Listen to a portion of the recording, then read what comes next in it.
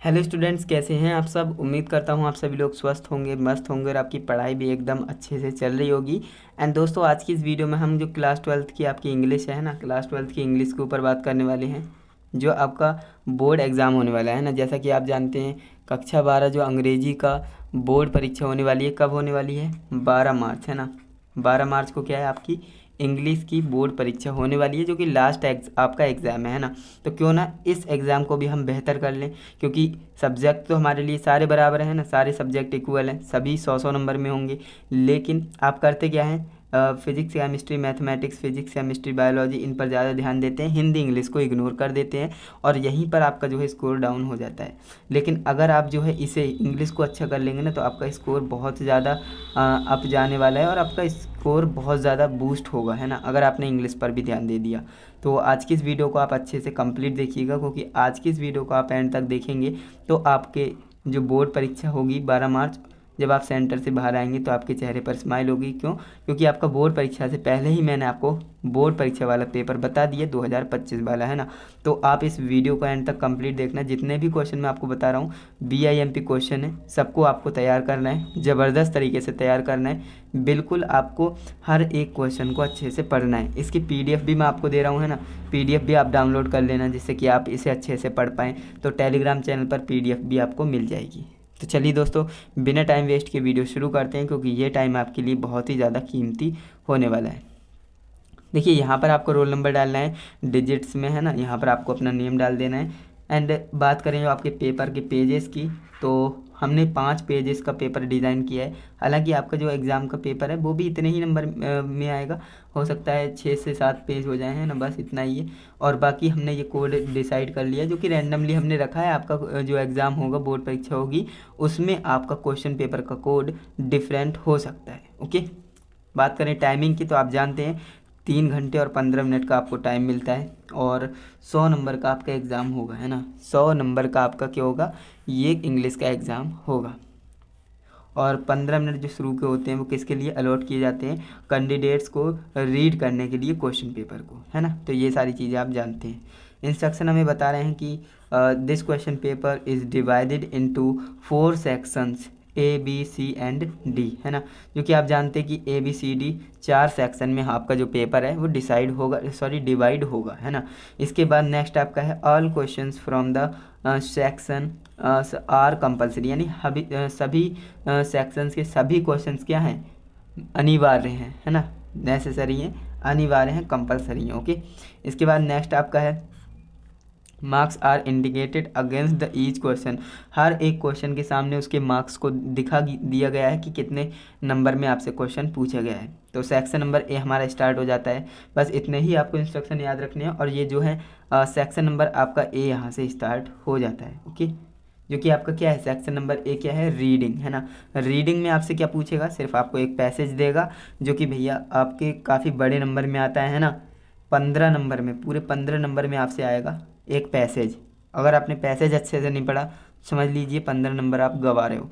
तो अच्छे से पढ़िएगा, क्योंकि पैसेज आपका बहुत बड़े नंबर में आता है, 15 नंबर में। अगर इसे अच्छे से तैयार कर लिया, इसे सॉल्व करना आ गया, तो डेफिनेटली आप अच्छा स्कोर करने वाले हो क्लास 12 इंग्लिश में। और इसकी एक ट्रिक भी होती है ना, वो सारी चीज़ें आपको बताने वाला हूँ। तो देखिए, सबसे पहले आपको करना क्या है, आपके लिए पैसेज दिया गया है ना, उस पैसेज को आपको अच्छे से पढ़ना है। क्या बोल रहा हूँ मैं, जो आपके लिए पैसेज दिया गया है ना, read the following passage carefully and the answer the questions that follow. इसका मतलब ये है कि आपको ये जो पैसेज मिला है ना, इसे आपको अच्छे से पढ़ना है। मैं अच्छे से पढ़ने के लिए इसलिए बोल रहा हूँ, क्योंकि अगर आपने इसे अच्छे से पढ़ लिया तो आप इनके क्वेश्चंस के आंसर कर पाएंगे। क्योंकि क्वेश्चंस के आंसर किससे पूछेगा, इस पैसेज से ही पूछेगा, है ना। देखिए, पहला क्वेश्चन, दूसरा क्वेश्चन, तीसरा क्वेश्चन और जो चौथा क्वेश्चन है ना, 3 क्वेश्चन आपसे किससे, इससे पूछे हैं। एंड जो ये वाले हैं ना, ये वोकैबुलरी टाइप्स होते हैं। देखिए, यहाँ पर बोल रहा है which word is the passage is the opposite of किसका, सेल्फिश। सेल्फिश का अपोजिट पूछ रहा है।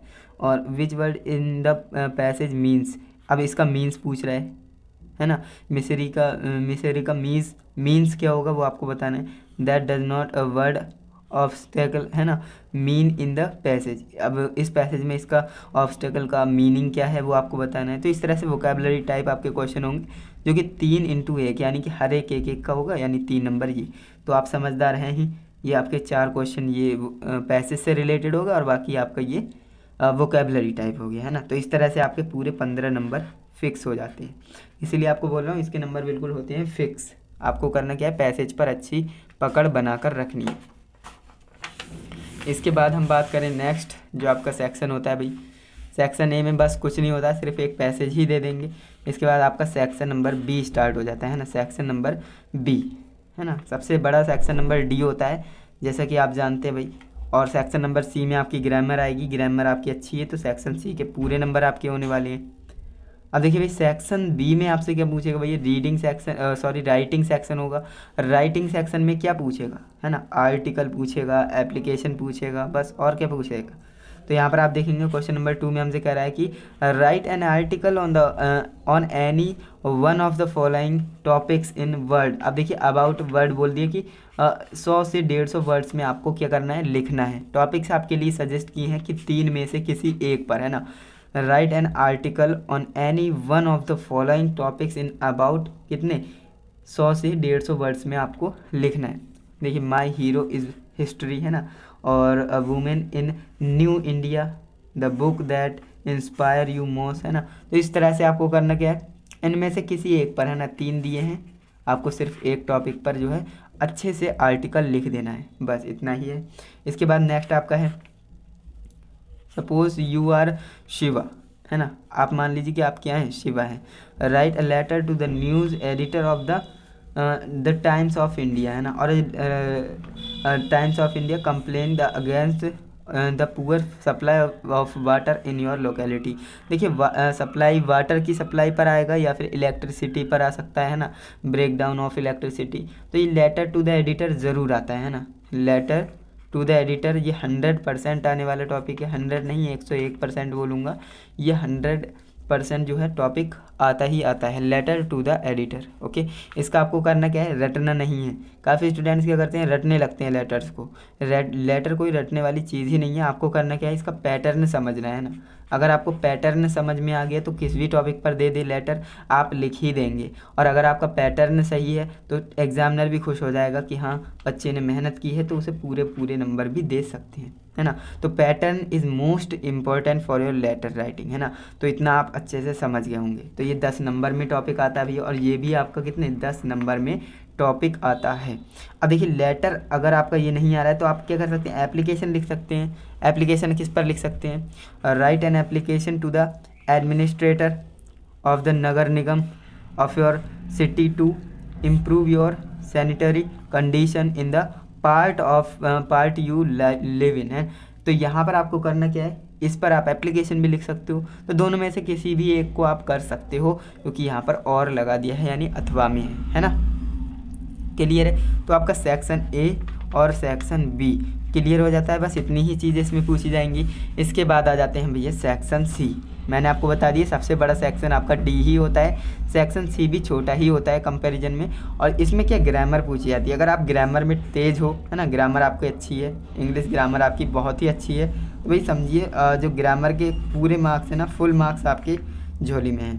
अब यहाँ पर आप देखेंगे भाई जो आपका चौथा नंबर प्रश्न है, जो कि 4th नंबर क्वेश्चन हमसे कह रहा है, choose a correct option to the answer the following question, है ना। देखिए 5 आपके लिए क्या है क्वेश्चन है, हर क्वेश्चन कितने का 2 नंबर का है ना। तो 10 नंबर आपके यहाँ से कंप्लीट हो जाएंगे। पहला आपका क्वेश्चन है government by the rich is called, है ना। तो देखिए यहाँ से आपका जो है ये क्वेश्चन पूछा जा रहा है।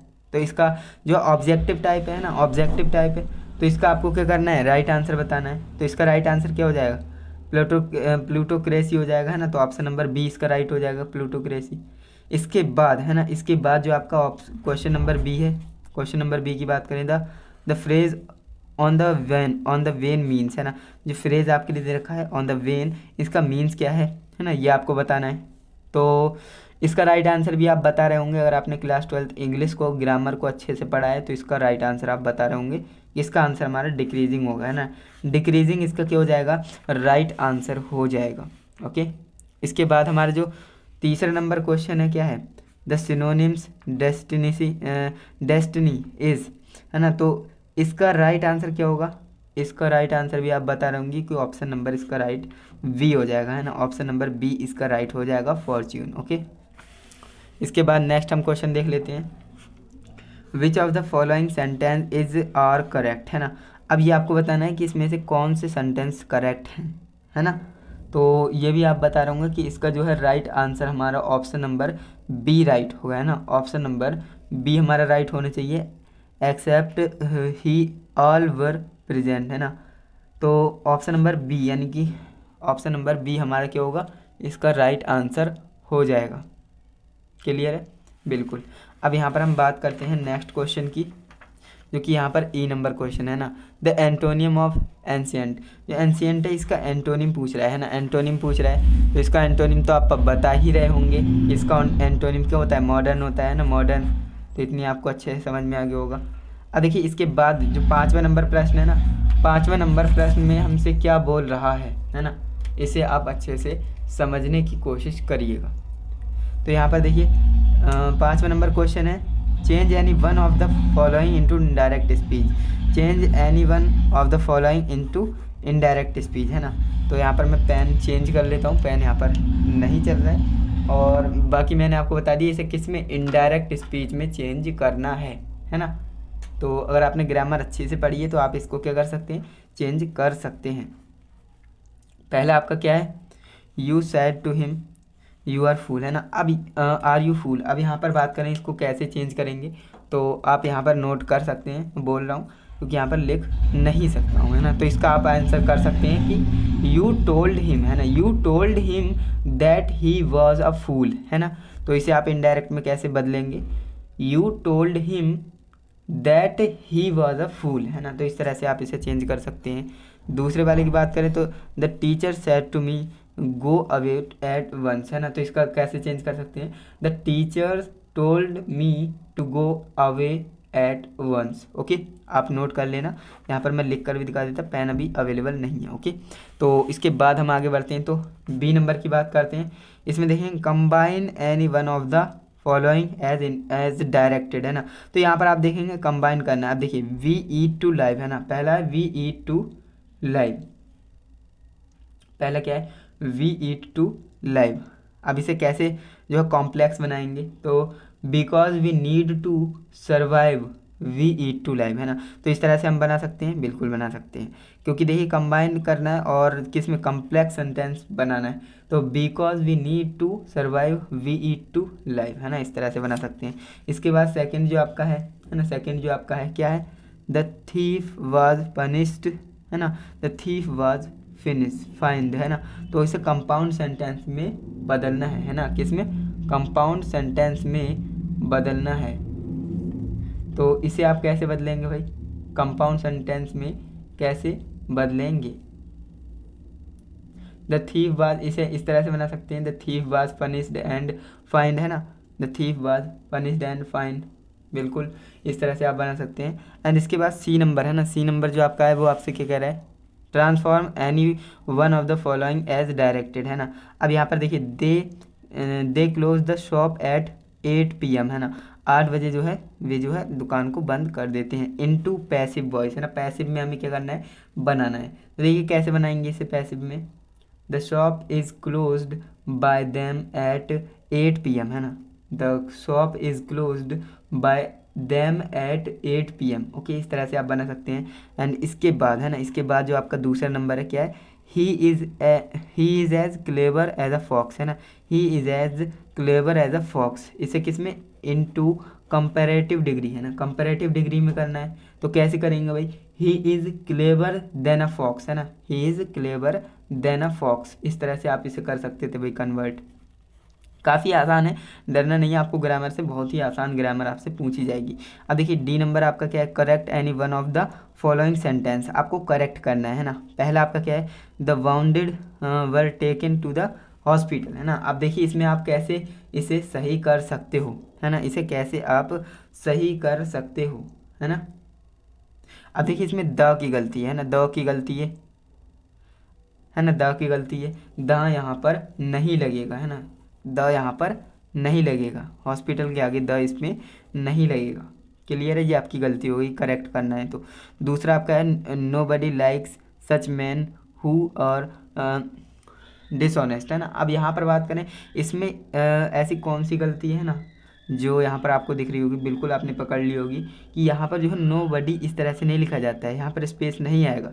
नोबडी इस तरह से नहीं लिखा जाएगा, बल्कि यहाँ पर मैं आपको लिख कर दिखाऊँ तो नोबडी, है ना, मिला करके लिखा जाएगा, स्पेस नहीं आना चाहिए। ओके, नो बडी इस तरह से हो गई, ये तो है ना, तो इसकी गलती थी, ऐसे लिखा जाना चाहिए। क्लियर है, ये दोनों इस तरह से आप चेक कर सकते थे, चेंज कर सकते थे।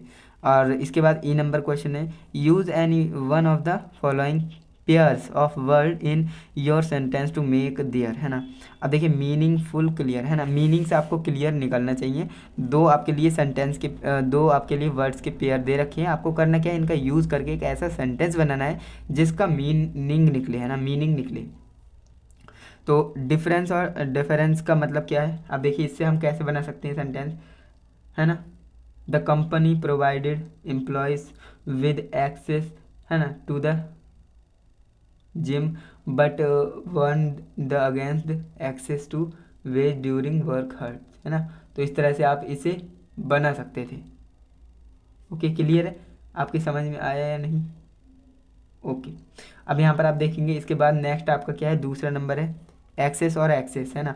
देखिए एक्सेस और एक्सेस दोनों में जो है डिफरेंट। अब देखिए कैसे इसे बना सकते हैं, द प्रोफेसर शोज डिफरेंस, है ना, डिफरेंस यहाँ पर आ जाएगा। एंड इसके बाद to the guest speaker acknowledgement the difference in their ex, यहाँ पर जो है कुछ मिस्टेक हो रही है ना।